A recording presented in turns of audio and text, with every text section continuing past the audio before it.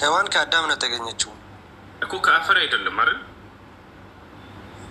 ስጋው አይደል አፈር አይደል? እሱ ስጋው ነው። ወደ አፈር ትመለሳለህ አፈር ነህና ተብሎ ተጽፏል። ወደ አፈር ይመለሳል እንዳዳም የት ተጽፏል እኮ ቃል ላይ አለ እኮ። ትሞታለህ አልተባለም? ይሞታል፣ ከዛ ወደ አፈር ይመለሳል። ስጋ ወደ አፈር ይመለስ ማን ጠየቀህ?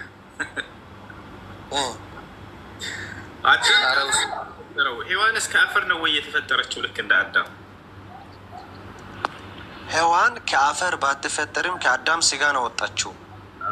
ስለዚህ የሔዋን አፈጣጠር ከአዳም ይለያል። ምክንያቱም አዳም ከአፈር ነው የተፈጠረው፣ ሔዋን ደግሞ ከአዳም ስጋ ነው የወጣችው፣ አጥንት ነው የወጣችው። ይዘጋ ታስተውላለህ? ስለዚህ እሷ ከአፈር ሲናገር ምን አለ? እርሷ ከስጋዬ ተገኝታለች ስጋዬ ናትና ሔዋን ትሁን ብሎ ስም አወጣላት ይላል። በጣም ጥሩ። ስለዚህ አሁን አዳም የተፈጠረው ከአፈር ነው፣ ሔዋን ደግሞ ከሱ በተለየ መንገድ ከአፈር አልተፈጠረችም። ከአፈር አልተፈጠረችም። ከዛ በኋላ ሌላ ፍጥረት አለ፣ ከዛ ውጭ ሌላ ፍጥረት አለ። ፍጥረቱ ከስጋ ነው አይደለ? ስለዚህ ሰው ከአፈር ተፈጥሯል፣ ከስጋ ተፈጥሯል ደግሞ ማለት ነው አይደለ? ፍጥረት እኮ አልቋል፣ ያኔ እዛ ላይ አከተመ። ከዛ በኋላ ብዙ ተባዙ ነው የተባለው እንጂ ከአፈር ማለት ከደም ተፈጠረ። ከዚያ በኋላ ስላለው ልመጣ ነው። አሁን ስለ ሔዋን ነው የጠይቁኝ ያለሁት። አዳም ከአፈር ተፈጥሯል፣ ሔዋን ደግሞ ከስጋ ነው የተፈጠረችው አይደለ?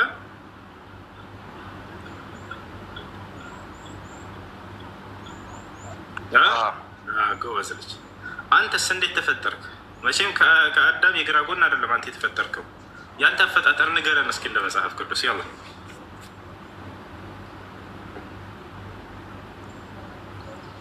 በል ጠንክር። ጥያቄህን አልተረዳህም። አሁንም አንተ እንዴት ተፈጠርክ? የእኔ ጥያቄን አልተረዳህም። ቅድም ከምን ተፈጠርክ ስልህ ከዘር ፈሳሽ እኮ ዋና ጥያቄ አሁን ለምሳሌ ሱራ 96:2 ላይ ምን ይላል? ሰውን ከረጋ ደም ፈጠር ነው። ወንጌል መቼ ነው የፈጠሩት? ወንጌል ከምንድን ነው የተፈጠርከው ስልህ ቅድም ከዘር ፈሳሽ ብለሃል አይደለ? እሱ እኮ በቃ ብዙ ተባዙ ተብሏል እኮ ከዛ በኋላ እንጂ መጀመሪያ ፍጥረት ላይ ሰው ከምንድን ነው የተፈጠረው? አዳምጥ። ብዙ ተባዙ ተብለሃል አልተባልክም? አይደለም። ቅድም ከምንድን ነው የተፈጠርከው አንተ ስልህ ከዘር ፈሳሹ ላይ ና።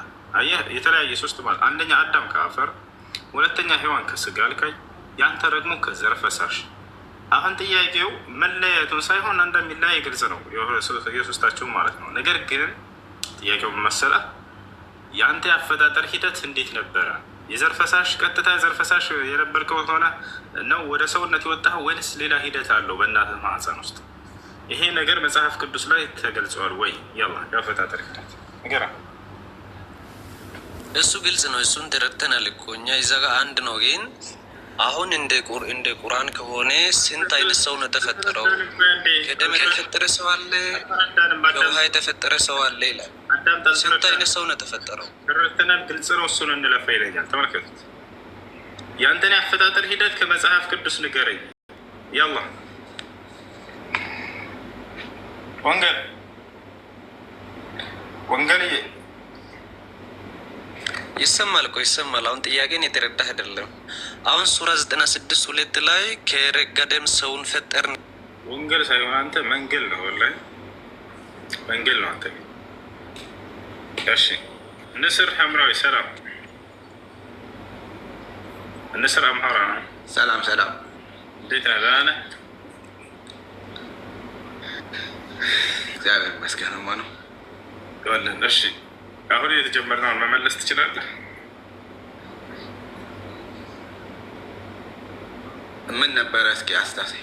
የሰው ልጅ አፈጣጠር ሂደት በመጽሐፍ ቅዱስ ላይ አንተ እንዴት እንደተፈጠርክ፣ ለምሳሌ ከዚያ በኋላ ያለውን ሂደት ሰው ሆነህ እስክትወጣ ድረስ ያለው መጽሐፍ ቅዱስ ላይ ያለው።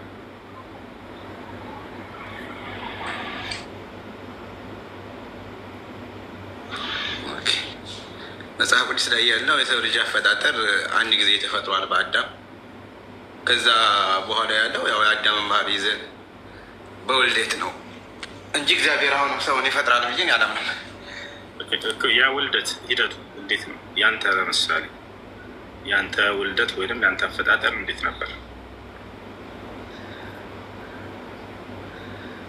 ልክ እግዚአብሔር አምላክ ለአዳም የሰው ልጅ ብቻውን ይኖር ዘንድ መልካም አይደለም ብሎ ከግራ ጎኑ ሔዋንን የፈጠረለት በዛ አማካኝነት እኛም እየተዋደድን እስከዚህ ሰዓት ድረስ ደርሰናል። ሔዋን እንደተፈጠረችው አንተም ከአዳም የግራ ጎን የተፈጠርክ ማለት ነው አይደለ?